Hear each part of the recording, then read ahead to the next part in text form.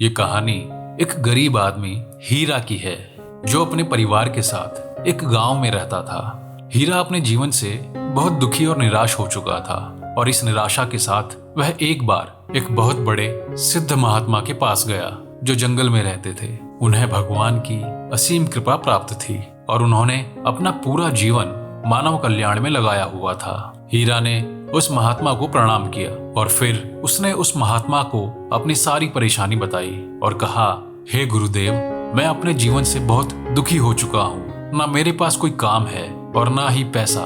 मेरा पूरा परिवार भी मुझसे दुखी रहता है। कोई मुझसे बात करना नहीं चाहता।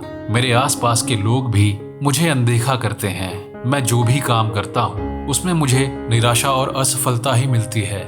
मुझे समझ नहीं आ रहा कि अब मैं अपने इस जीवन का क्या करूं। अब आप ही मुझे कोई रास्ता दिखाइए। महात्मा ने हीरा की सारी बात सुनी और उन्होंने हीरा को 2 दिव्य पोटलियां दी और कहा, बेटा, ये 2 पोटलियां लो। इसमें से एक पोटली तुम अपने कंधे पर आगे की तरफ लटकाओ और दूसरी पोटली कंधे के पीछे की तरफ। हीरा ने वो पोटलियां ली और बिल्कुल वैसा ही किया।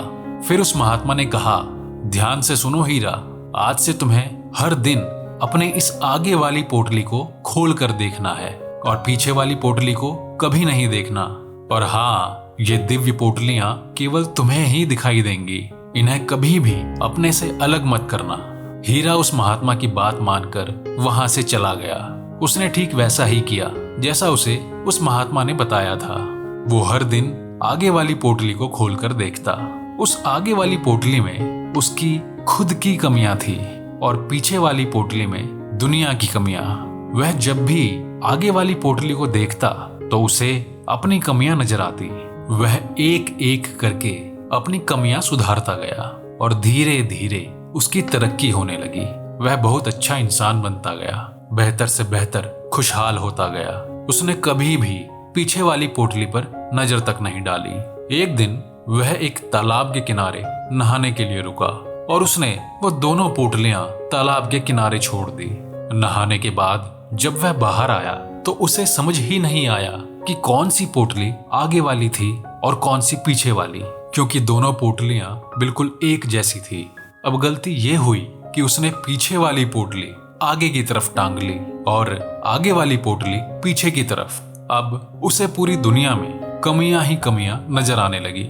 यह ठीक नहीं है, वह ठीक नहीं है, बच्चे निकम्मे हैं, पड़ोसी बेकार हैं, सरकार बेकार है।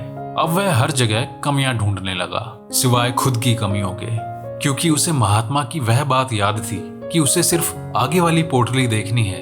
इसलिए उसने दूसरी पोटली कभी नहीं देखी। अब बेचारे का बहुत बुरा परिणाम होने लगा। वह पतन की तरफ बढ़ने लगा। नकारात्मकता ने उसे घेर लिया। हर इंसान उसे बुरा लगने लगा। उसकी दुनिया नर्क बनने लगी। अब उसे समझ नहीं आ रहा था आखिर चक्कर क्या है।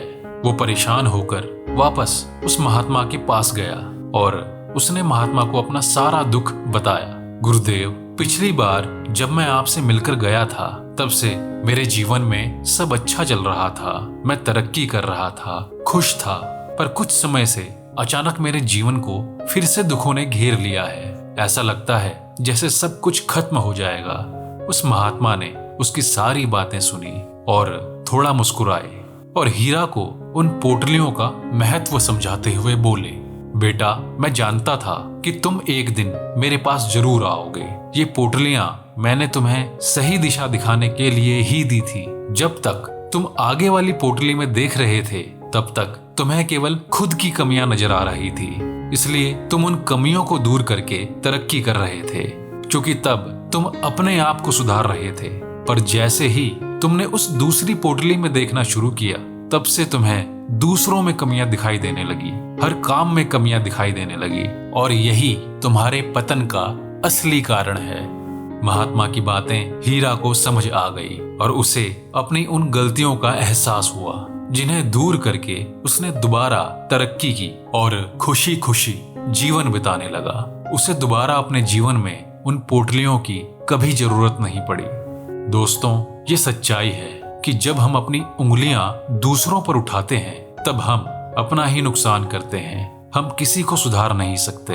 अगर अध्यात्म की नजरों से देखें तो हर इंसान अपनी एक अलग जीवन यात्रा पर है। दूसरों में कमियां निकालने से बेहतर है कि हम खुद की कमियां सुधार लें और हर दिन अपने आप को पिछले दिन से बेहतर बना लें।